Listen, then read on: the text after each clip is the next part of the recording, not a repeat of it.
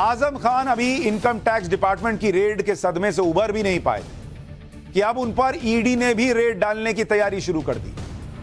मैंने आपको पाठशाला में बताया था कि 13 सितंबर को आईटी की 40 टीमों ने आजम खान से जुड़े यूपी और एमपी के 30 ठिकानों पर एक साथ रेड मारी थी। करीब 60 घंटे तक चली इस रेड में ऐसे ऐसे खुलासे हुए हैं कि अब ईडी को भी अपने एंगल से जांच करनी पड़ेगी। इनकम टैक्स ने अपनी पिछली रेड में जौहर यूनिवर्सिटी में डोनेशन में मिली गड़बड़ियों की वजह से जो आरोप लगे उनको लेकर रेड डाली थी, लेकिन इस बार मामला सरकारी पैसे से जुड़ा है, इसलिए आजम खान की टेंशन और मुश्किल दोनों बढ़ सकती है। सूत्रों से मिली जानकारी के मुताबिक ईडी आजम खान की जौहर यूनिवर्सिटी में हुए सरकारी पैसे के खर्च का हिसाब खंगालने वाली है। दरअसल जौहर यूनिवर्सिटी को बनवाने में 2017 से पहले समाजवादी पार्टी सरकार ने बहुत मदद की। किसानों की जमीन अधिग्रहण के नियमों में हेराफेरी से लेकर सरकारी निर्माण तक सबको लेकर जो आरोप लगे हैं उनकी फाइलें खोली जाएंगी। दरअसल ईडी को यह जानकारी मिली है कि जौहर यूनिवर्सिटी के निर्माण से पहले उसके पास पीडब्ल्यूडी विभाग का एक गेस्ट हाउस था। शहर से यूनिवर्सिटी को जोड़ने वाली एक सड़क और बिजली सप्लाई के लिए 32 केवीए के सब स्टेशन को बनवाया गया था। इसके अलावा ईडी इस बात की भी जांच करेगी कि आजम खान ने सत्ता में रहते हुए जौहर यूनिवर्सिटी में कितना सरकारी पैसा लगाया और उसके आसपास के एरिया को डेवलप करने के लिए कितना सरकारी पैसा खर्च हुआ। बताया जा रहा है कि ईडी की लिस्ट में आजम खान और उनकी मुंहबोली बेटी के अलावा 13 ट्रस्टीज के भी नाम हैं जिन्होंने इस यूनिवर्सिटी में पैसा लगाया। अब सवाल यह है कि क्या आजम खान की मुश्किलें और बढ़ने वाली?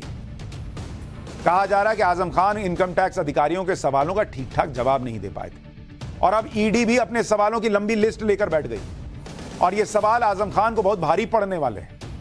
क्या क्या सवाल आजम खान से पूछे जाएंगे और उसका जवाब नहीं मिला तो आजम खान के लिए मुश्किल बढ़ेगी, आज वो सवाल आपको बता देता हूं। ईडी के अधिकारी आजम खान से यह पूछ सकते हैं कि समाजवादी पार्टी सरकार में जौहर ट्रस्ट को करोड़ों के डोनेशन मिले थे, लेकिन 2017 में जब योगी सरकार आ गई उसके बाद डोनेशन मिलना क्यों बंद हो गया? 2021-22 में जौहर ट्रस्ट को 4 करोड़ 96 लाख यूनिवर्सिटी से मिला था, इसका रिटर्न क्यों नहीं फाइल किया गया? रामपुर पब्लिक स्कूल को भी 3 करोड़ 51 लाख की फीस मिली, इसका भी आयकर रिटर्न क्यों नहीं जमा कराया? क्या आजम खान के पद की वजह से यूनिवर्सिटी को फंड मिला करता था? इसका जवाब भी देना पड़ेगा आजम खान को। जौहर यूनिवर्सिटी में 23 अक्टूबर 2015 में 200 करोड़ और 27 दिसंबर 2018 में 252 करोड़ रुपए खर्च हुए। इतना पैसा कहां से आया? आपके ट्रस्ट ने 5 करोड़ 10 लाख की ई फाइलिंग की, जबकि रसीदें 8 करोड़ 31 लाख की हैं। क्या यह टैक्स की चोरी नहीं है? यूनिवर्सिटी के कर्मचारियों को वेतन देते हैं लेकिन उसका टीडीएस जमा क्यों नहीं किया जाता था? यह भी सवाल पूछा जाएगा। इसके अलावा जौहर ट्रस्ट के 2 बही खाते मिले हैं, इनमें अलग अलग एंट्री के पीछे की वजह क्या है? ईडी को जौहर यूनिवर्सिटी में फॉरेन फंडिंग का भी शक है, क्योंकि आजम खान का बीएसपी के पूर्व एमएलसी और मीट कारोबारी हाजी इकबाल से भी कनेक्शन का पता चला है। दरअसल जौहर ट्रस्ट से हाजी इकबाल की ग्लोबल यूनिवर्सिटी को 7 करोड़ 42 लाख रुपए का सामान दिया था। ईडी को शक है कि हाजी इकबाल ने जौहर यूनिवर्सिटी में फॉरेन फंडिंग के लिए यह मदद पहुंचाई। हाजी इकबाल पर पहले से ही यूपी पुलिस की जांच चल रही है, उस पर 45 गंभीर मामलों में केस चल रहे हैं। यूपी पुलिस को शक है कि हाजी इकबाल देश छोड़कर भाग गया है। इसके अलावा सीतापुर के फसीह फैदी जैदी नाम के कारोबारी से भी आजम खान के तार जुड़े हुए हैं। जानकारी के मुताबिक फसीह जैदी के होटल, कॉलेज और घर में अल जौहर से फंडिंग हुई, इसलिए इनकम टैक्स विभाग ने रेड के दौरान फसीह के होटल, कॉलेज और घर में भी छापा मारा था। ईडी को यह भी पता करना है कि आजम खान ने जौहर यूनिवर्सिटी से अपने लोगों को इस तरह का पैसा क्यों बांटा। यूनिवर्सिटी की आड़ में वो कौन कौन से काम थे जो करवाए जा रहे थे। इसके अलावा आजम खान को पैसा कहां से किस तरह से मिला, क्योंकि जौहर यूनिवर्सिटी के अकाउंट्स में इनकम टैक्स को बहुत झोल मिले, ये भी सोर्सेज दावा कर रहे हैं। जौहर यूनिवर्सिटी में एक ही मोहल्ले से 400 लोगों के नाम पर डोनेशन की जानकारी सामने आई, ये कहा जा रहा है, लेकिन जब इन लोगों की डिटेल मांगी गई तो यूनिवर्सिटी के पास इसका कोई रिकॉर्ड ही नहीं मिला। हैरानी तो इस बात को देखकर हुई कि डोनेशन देने वालों में ज्यादातर लोग 1 करोड़ से ज्यादा रकम देने वाले निकले, जबकि 10 लाख रुपए दान देने वालों की संख्या गिने चुने लोगों की थी। अब जांच एजेंसी ऐसे 1000 डोनर्स के नाम पर पते ढूंढ रही है जो जौहर यूनिवर्सिटी को पैसा देने के बाद लापता हो गए। दरअसल ईडी को भी शक है कि ब्लैक मनी को सफेद करने के लिए बड़ी संख्या में फर्जी डोनर तो तैयार नहीं किए गए।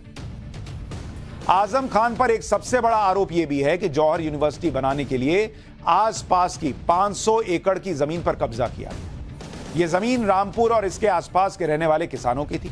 किसानों का आरोप है कि उनके खातों को रातों रात यूनिवर्सिटी कैंपस की उनके खेतों को रातों रात यूनिवर्सिटी कैंपस की बाउंड्री के अंदर कर लिया गया। सुनिए किसान क्या बता रहे हैं। आपकी जमीन कब ली थी और कैसे ली, जरा पूरी। साल हो गए ना जब से ये इन्होंने बनाई, ये भी ले ली, ये भी ले ली भैया, और क्या था। तो जमीन लेने के लिए क्या बोला था आपको? पैसा नहीं दिया, पैसा नहीं दिया, पैसा नहीं दिया ना ना किसी को नहीं दिया। 25 से 26 बीघा जमीन है, वो उसकी बाउंड्री कर ली थी। बाउंड्री करने के बाद हमसे बोल दिया गया कि आपकी जमीन बाहर है, और जहां हम जोत रहे थे हमारे कब्जे में थी, वो बाउंड्री के अंदर आ गई थी। उसके बाद FIR हुई, आजम खान के खिलाफ मुकदमा चला। 26 लोगों ने मुकदमा डाला था, तो हम उस मुकदमे पे कायम थे। कुछ लोग पैसे ले चुके हैं और हमें नहीं मिला पैसा। साहब हमारे ऊपर एक लूट का मुकदमा लगाया उन्होंने, जो 18 बीघे जमीन जांच थी सरी हमारी, वो हमने रजिस्ट्री मजबूरी में कराई। 3.5 लाख रुपए के पैसे तय हुए थे, उन्होंने 2 लाख रुपए के पैसे दिए। मुआवजा मिला ना, वापस जमीन मिली ना, बदले में क्या मिला आपको? कुछ नहीं, लाठ और वो जेल मिली।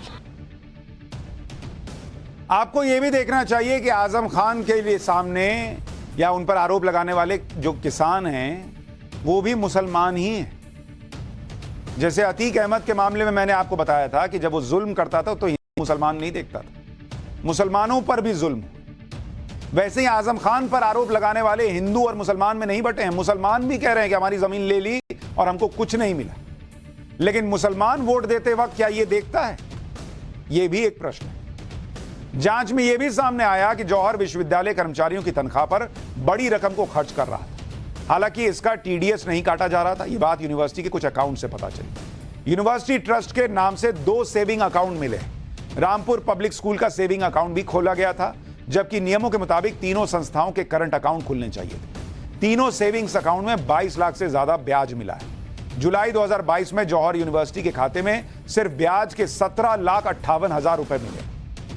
तो आप समझिए कि कितने सारे गंभीर प्रश्न हैं जिनका जवाब आजम खान को देना है।